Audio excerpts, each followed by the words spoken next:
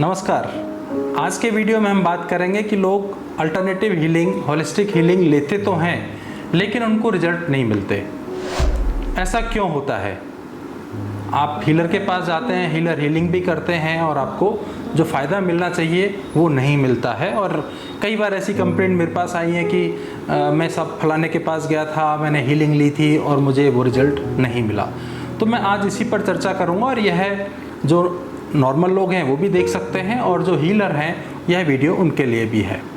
तो इसमें आगे बढ़ने से पहले मैं वही कहूँगा कि मेरा नाम है धर्मेंद्र और आप देख रहे हैं हमारा चैनल बीइंग स्पिरिचुअल फाउंडेशन। आपने इस चैनल को अभी तक सब्सक्राइब नहीं किया है तो कर लीजिए, क्योंकि इस चैनल पर हम ऐसी इन्फॉर्मेशन आपके लिए देते हैं जो आपके जीवन में सुख, शांति, समृद्धि आपको दे सकते हैं। और हाँ, बेल आइकॉन बटन को भी दबा लीजिए जिससे कि आगे भी हमारे वीडियो सबसे पहले आप तक पहुँचें। चलिए शुरू करते हैं। ऐसा क्यों होता है कि लोग alternative healing, holistic healing, recce healing ये सब कराते हैं और उनको रिजल्ट नहीं मिलते हैं, उनको फ़ायदा नहीं होता है?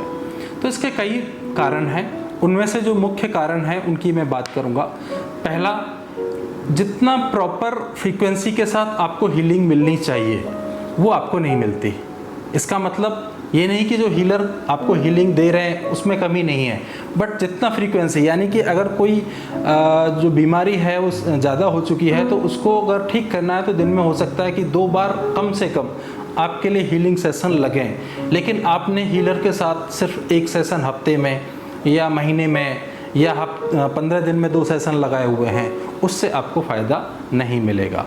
डिपेंडिंग कि आपके साथ क्या इश्यू है, वो आपको जो बीमारी है वो कितनी पुरानी है, वो सारे अपने हीलर से डिस्कस करें, जो भी आप जिनसे आप हीलिंग ले रहे हैं। और अगर ज़रूरत है तो रोज़ाना 1 या ज़रूरत है दिन में 2 बार या उससे अधिक बार। लाइक अगर कैंसर का केस है तो दिन में कभी कभी 3 से 4 बार हीलिंग देनी पड़ती है, तब जाके सामने वाले को, रोगी को फ़ायदा होता है। तो आपको जो भी प्रॉब्लम है पहले अच्छे से डिस्कस कीजिए और हीलर जितना आपसे कहे कि इतने हीलिंग की ज़रूरत है, 15 दिन की ज़रूरत है या कम से कम 1 महीने हीलिंग की ज़रूरत है, मैं तो कहता हूँ कि कम से कम 1 महीने की हीलिंग आप बुक कराएं। जब भी आप किसी के साथ, हीलर भी अगर किसी कस्टमर को उनके पास आ रहे हैं तो उनसे कहें कि 1 महीने की आपको हीलिंग कम से कम लेनी चाहिए। अदरवाइज़ हफ्ते भर या 4, मैंने देखा है लोग 4 या 5 सेशन बुक करा लेते हैं और हीलर भी कहते हैं कि ठीक है इतना तो आ ही रहा है, हीलिंग देता हूँ। नहीं, उससे जो है कहते हैं नाम खराब होता है, होलिस्टिक हीलिंग का, रेकी का, जितनी भी हीलिंग पद्धति हैं उनका।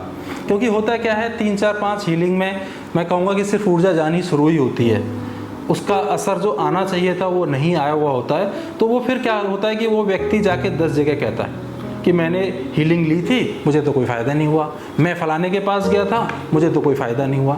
तो अगर आपको लगता है कि आप सामने वाला, अगर मैं हीलर से बात कर रहा हूँ, कि अगर आपको लगता है कि कम से कम 30 दिन में आपको हीलिंग देनी चाहिए तब जाके आपको लगता है फ़ायदा होगा, तो उसको बोलिए कि कम से कम 30 दिन की हीलिंग आपको लेनी है।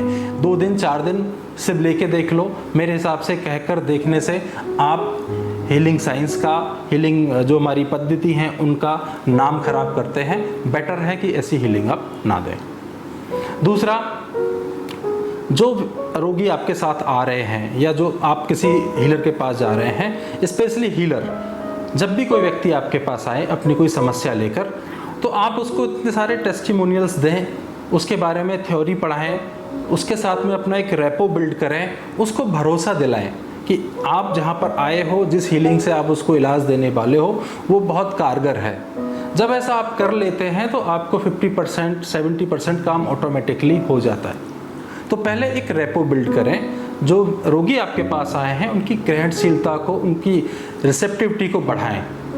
उसके बहुत सारे तरीके हैं, हो सकता है उसका मैं एक नया वीडियो बनाऊंगा कि रोगी की रिसेप्टिविटी को कैसे बढ़ाएं, क्या क्या पॉइंट उससे कराएं कि वो आपके सामने एक तरीके से कह सकते हैं कि जो भी आप हीलिंग दें बिना किसी क्वेश्चन के वो रोगी तक पहुँचे, वो उसको रिसीव करें।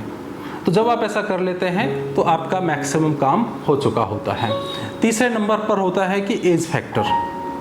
ज़्यादातर मैंने देखा है कि जिनकी एज ज़्यादा हो जाती है और उस एज में आपको जो कहते हैं ना नेचुरली बीमारी पड़ती है, उनको हम नॉर्मल हीलिंग से ठीक नहीं कर पाते हैं। क्योंकि उस समय पर ना तो हम उनको पावरफुल हीलिंग, पावरफुल सिंबल्स के साथ या पावरफुल टेक्निक के साथ ज़्यादा हीलिंग दे सकते हैं, क्योंकि ज़्यादा हीलिंग आपने दे दी ओल्ड एज लोगों को तो अलग तरह की प्रॉब्लम्स हो सकती हैं। तो उस केस में क्या है, उनको फिर आपको और समय लेना पड़ेगा।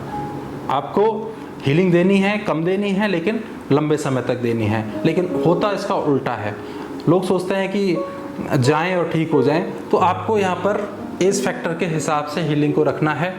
और एक चीज़ और यहाँ पर लोग गलत करते हैं, चौथे नंबर पे मैं कहूँगा कि अल्टरनेटिव हीलिंग का मतलब ये नहीं है कि आप जो भी आपके इलाज चल रहे हैं, लाइक आपका कोई एलोपैथी इलाज चल रहा है या होम्योपैथिक इलाज चल रहा है, तो आप उन दवाओं को छोड़ दें, उन दवाओं को कंटिन्यू रखें और साथ में होलिस्टिक हीलिंग लें। जब आप होलिस्टिक हीलिंग और अल्टरनेटिव हीलिंग दोनों का कॉम्बिनेशन करते हैं और आपको कोई बीमारी बड़ी बीमारी है ये, तो फिर जल्दी उसका रिजल्ट आता है। तो कोई भी हीलिंग ये नहीं कहता है कि आप बाकी चीज़ें छोड़ दो। लाइक आपके पास कोई आता है पेशेंट जिसको शुगर का प्रॉब्लम है और आप कहेंगे ठीक है मैं हीलिंग चालू करता हूँ। अगर इस समय पर रोगी अपना कुछ डाइट जरा भी फॉलो नहीं करता है तो आपको रिजल्ट देर में मिलेगा। तो आपको ये अच्छे से समझाना है रोगी को कि होलिस्टिक हीलिंग के साथ साथ आपको अपने खाने पर, आपको अन्य दवाइयों पर, जीवन शैली पर पूरा अच्छे से कंट्रोल रखना है और जिस हिसाब से आप बता रहे हैं उसको फॉलो करना है। लास्ट में एक पॉइंट आता है, वो होता है कार्मिक अकाउंट। कुछ केसेस में ऐसा होता है कि हमारी जो बीमारियां होती हैं वो हमारे पिछले जन्म के कर्मों के कारण या इस जन्म के जो पास्ट है उसमें कर्मों के कारण जनरेट होती हैं और वो हमको भुगतनी होती हैं। डेफिनेटली उनका भी ट्रीटमेंट हो सकता है, बट यहाँ पर आपको क्या है कि रोगी को एक ग्रेटिट्यूड में ले जाकर, फॉरगिवनेस में ले जाकर उस कार्मिक अकाउंट से उसको मुक्त करना सिखाना होगा। अगर आप उसको उस कार्मिक अकाउंट से रिलीज़ नहीं कराएंगे तो आप कितना भी हीलिंग दे लीजिए उसको फ़ायदा नहीं होता है। तो आपको कहीं ना कहीं यहाँ पर पास्ट लाइफ रिग्रेशन थेरेपी या कुछ और टेक्निक जिससे कि उसके जो कर्म है, कर्म बंधन है वो कट जाएं, ऐसी टेक्निक आपको लगानी है। फिर आपको हीलिंग साथ साथ देनी है तो उसको रिजल्ट अच्छे मिलेंगे। तो उम्मीद करता हूँ आपको वीडियो अच्छा लगा होगा। अगर अच्छा लगा है तो लाइक कीजिए, चैनल को सब्सक्राइब कीजिए अगर अभी तक नहीं किया है, किसी को फॉरवर्ड करना है फॉरवर्ड कीजिए। और आपको मेरा बहुत बहुत धन्यवाद कि आप आखिरी तक इस वीडियो में बने रहे। आशा करता हूँ कि आपको अवश्य ही कुछ ना कुछ सीखने को मिला होगा। Thank you.